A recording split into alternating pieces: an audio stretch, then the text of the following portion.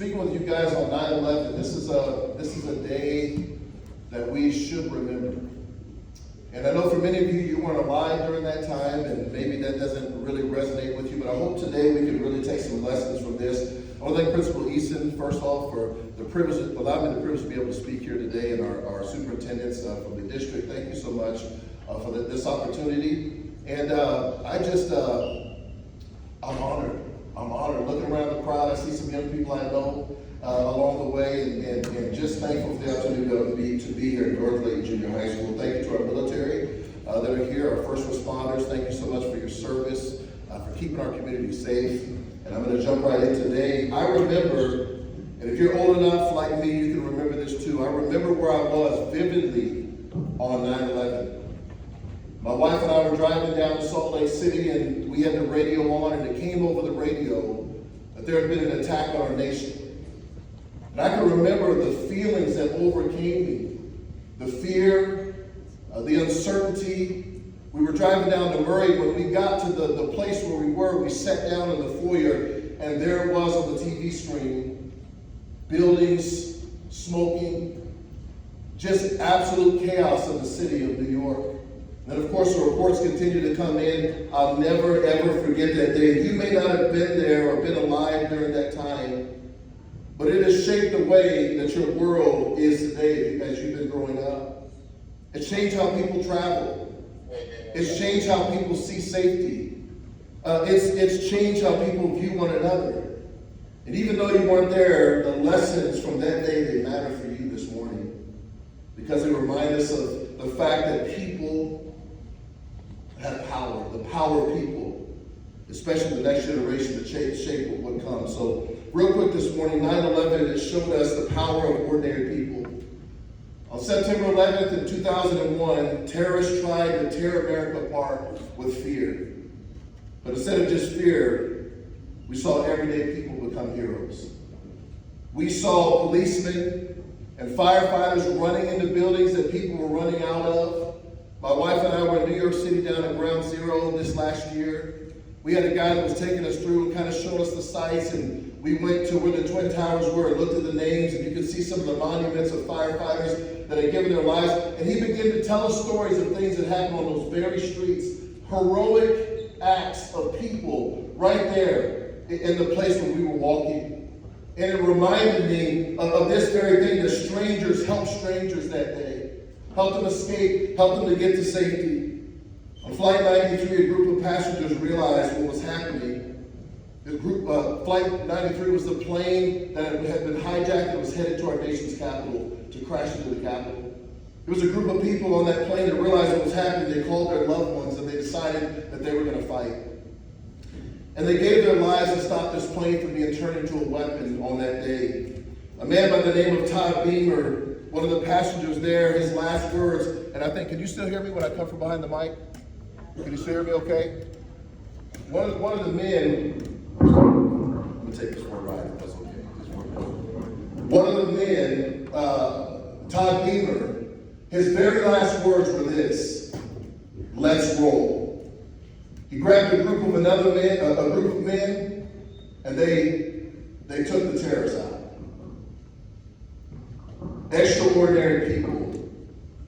Ordinary people doing extraordinary things on that day. Courage and leadership are not about age. They're not about status. It's not about fame. Courage and leadership are about choice. That means that you as young people right here at North Layton Jr. High School, you can have courage in the hallways of your school, in your classrooms, in your communities. I want you to think about what I'm going to say here today. The future belongs to those who prepare for it today. I'm going to say it one more time. The future belongs to those who prepare for it today. The heroes of 9/11, they didn't suddenly become brave in that moment. This character was instilled in them all along the way, long before they took these brave steps on 9/11. Young people today are being shaped through the choices they make today. They shape tomorrow. I want you to think of a professional athlete, somebody from the NBA or the NFL or an Olympic athlete. Oftentimes we see them on center stage. We see them perform. We see them put on a show. We cheer. We applaud. But let me tell you something. They didn't succeed because of what they did in that moment. Their success comes from the thousands of hours they put in practicing before time. And every single time that you have an act of kindness or an act of respect or integrity, you're laying the foundation, you're building for your future. Those small decisions matter because they add up to who you'll become. Our young people get mad at me all the time. I say it over and over again. I say this. I say, you are who you are becoming. You are who you are becoming. It's amazing. I hear young people talk about these dreams and aspirations and all these things that they want to do with their life, but they're not putting any of those ingredients into their life now. And my challenge to you is this: you are who you are becoming. The choices you make today, they do shape your tomorrow, and that's so incredibly important today. The future belongs to those who prepare for it today. You matter this morning. Every young person in this room, every adult in this room, you matter this morning. Everybody here matters this morning. You matter because you carry hope for what's next. Let me tell you something. If there's ever been a time in this nation we need hope, it's right now.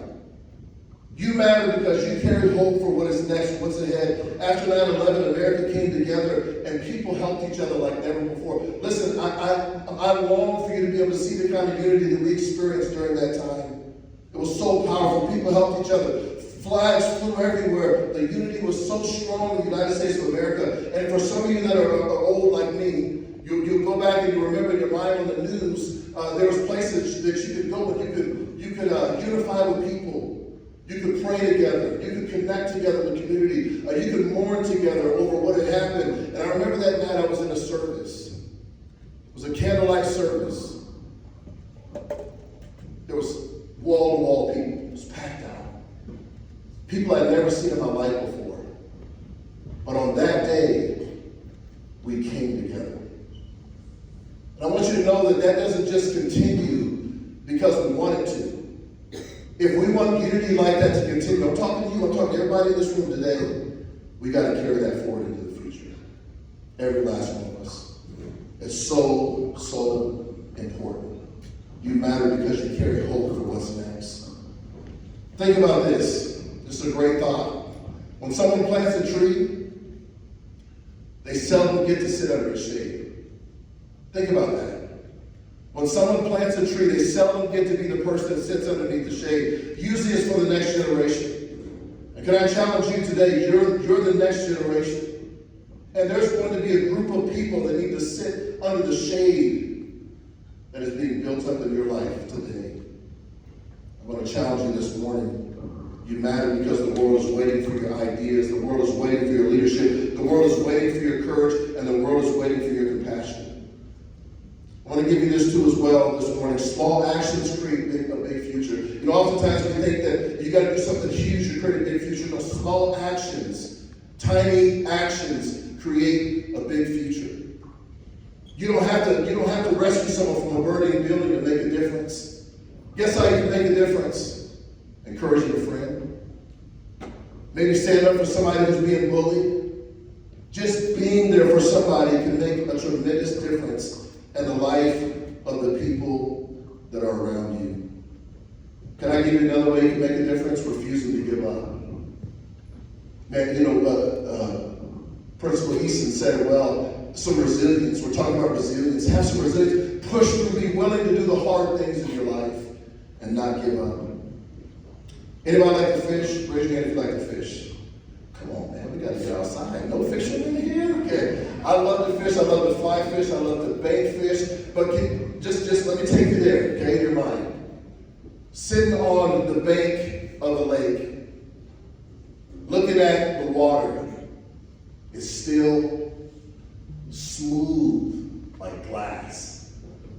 No ripples, no waves, sun's hitting it just right. It's beautiful. Take a rock. When that rock hits the water with that ripple, it goes far, far beyond the impact that rock made, it'll go as far as you can see. Let me say this, your words, your actions make a greater ripple. Listen, I'll tell you, it's the truth. They make a greater ripple in the lives of those around you than we'll ever know. I like to go to the gym. When I go to the gym, I got to plan for about 2.5 hours. Not because that's how long the workout takes, but it's because I like to talk. I need an hour to talk, and I need about an hour and a half to work out. But at the gym, I like to talk to people, and I saw this guy one day. I was walking in. I'd never seen him before. So I walked up to him. I said, "Hey, man, how you doing? It's good to see you. Good to have you here today." Like I welcomed him to the gym, you know. And he acknowledged me, and he went on his way. I didn't know at the time that he couldn't speak English very well, but he understood it very well. I got on the elliptical, which I need to do more often. I know I need to do more cardio, okay? I went and got on the elliptical, and a few minutes later, this guy comes up to me, and he's got a message typed out on his phone. And he puts it on the elliptical in front of me. And it says, "I don't speak English very well, but I wanted to thank you. I wanted to thank you for saying hi to me today. It meant a lot." Now, I'm going to tell you, I've been going to the gym for years. That's not the first time that's happened. Your words, your action, they make a greater impact than you'll ever understand. So it's important that we utilize it and use the right ones, and we allow ourselves to impact the lives of the people around us. Every small act of courage or kindness is a ripple that helps shape your tomorrow. So let me say something to you real quick. That's why you matter. You're not just kids. You're becoming leaders. You're becoming teachers. You're becoming workers. You're becoming inventors. You're becoming encouragers that our world desperately needs today. 9/11 reminds us that the world can change in a moment. In just a moment. Many of you know that I would call him a patriot, a man that loved this nation, that impacted the youth all across the world. His life was taken from him yesterday, Charlie Kirk, needlessly. And we learned from that this world can change in a moment.